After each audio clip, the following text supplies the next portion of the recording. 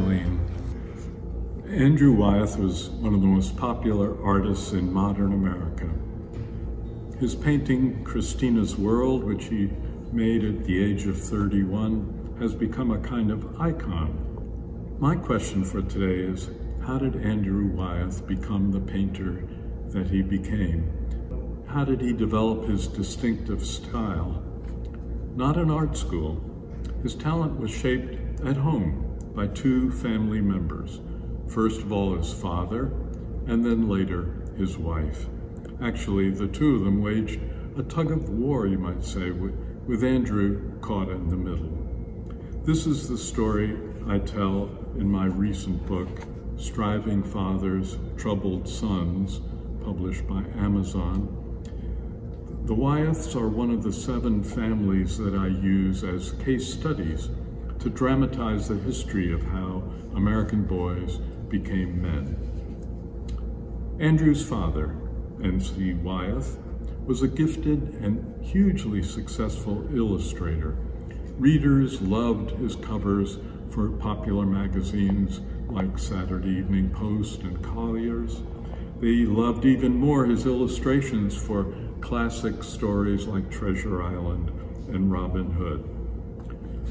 Andrew was the youngest of the 5 Wyeth children. He was born in 1917. Andy made an indelible impression on people around him.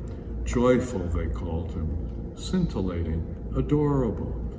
Everyone spoiled him, his sister recalled later. Yet somehow he never got spoiled. He was impish, a little rascal.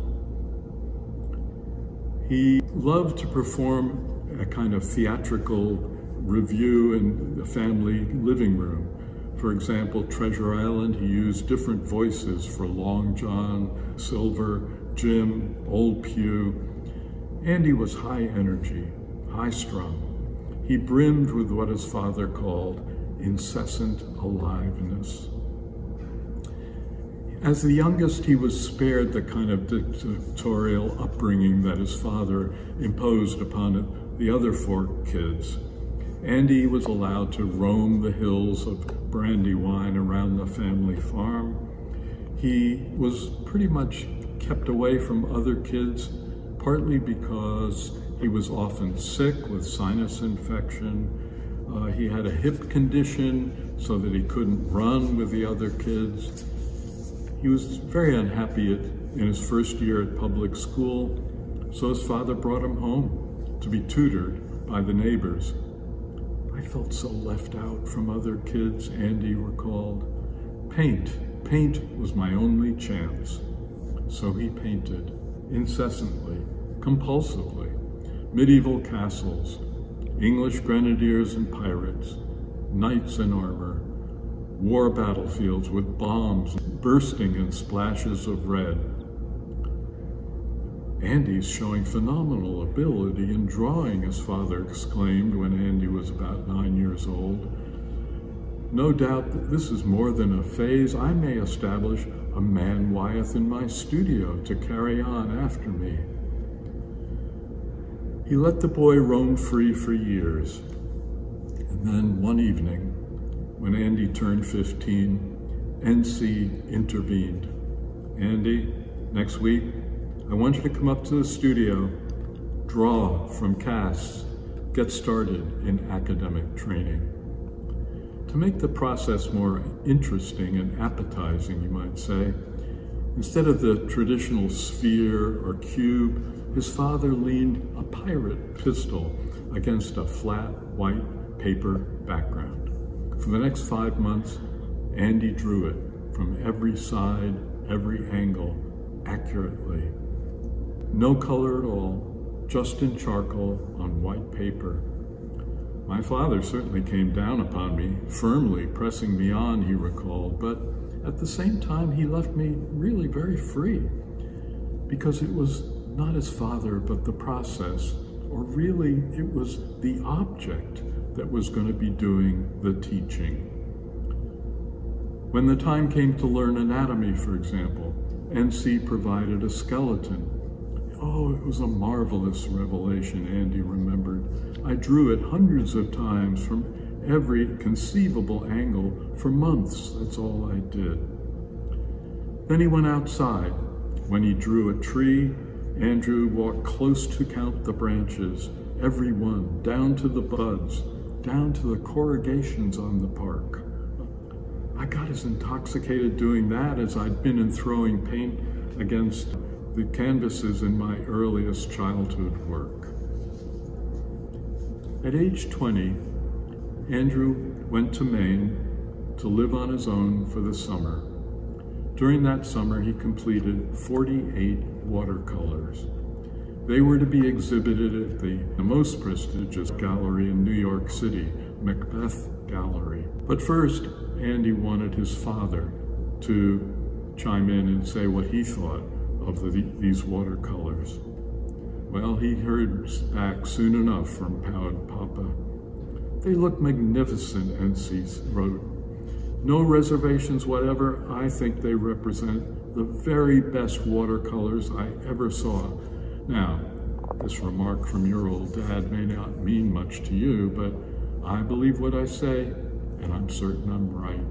You are headed in the direction that should finally reach the pinnacle in American art. Well, NC was right. In fact, the show sold out. Think of that. 48 watercolors by a first-time out artist at the age of 20 selling out. Alas, soon came trouble between father and son, and the trouble was named Betsy. 2 years later, Andrew knocked on the door of his neighbors in Maine, the James family, their farmhouse, and he was captivated by the 17-year-old girl who confronted him. Betsy had lustrous brown eyes, hair spilling onto bare, sun-browned shoulders, a full-breasted, slim-waisted body in a halter and tight shorts. But there was more. There was a kind of aura of self-assurance, the way she looked him straight in the eye. A week after they met, Andrew asked Betsy to marry him, and she said yes. The wedding took place several months later in the James's house in front of 100 family members and guests. In the midst of the ceremony, there was this rather bizarre moment. Andrew was about to kiss the bride when his father, N.C., inserted himself between them. Father and son embraced, weeping. I mean, it was a cartoonish moment in which here's the aging patriarch brazenly, or you might say pathetically, trying to renew his hold upon his disciple. Well, if he thought that his 18-year-old daughter-in-law was going to submit or move to the side, he was very mistaken. During the next couple of years, Betsy forged what we might call a collaboration, an aesthetic collaboration with her husband. She served as his muse. She encouraged him to shift his style from this bright, dramatic watercolor to the more monochromatic, dispassionate egg tempera, the kind of surface that we're used to seeing in his mature paintings. N.C. had been advising Andrew, you've got to get color in your pictures. Well, Betsy instead said, look to the power of white. And most of all, rather than meticulous realism, what Andrew would later call every fucking leaf, she advocated eccentric angles, metaphor. I was taking out the softness, she recalled, sharpening the edges, going after the real meaning.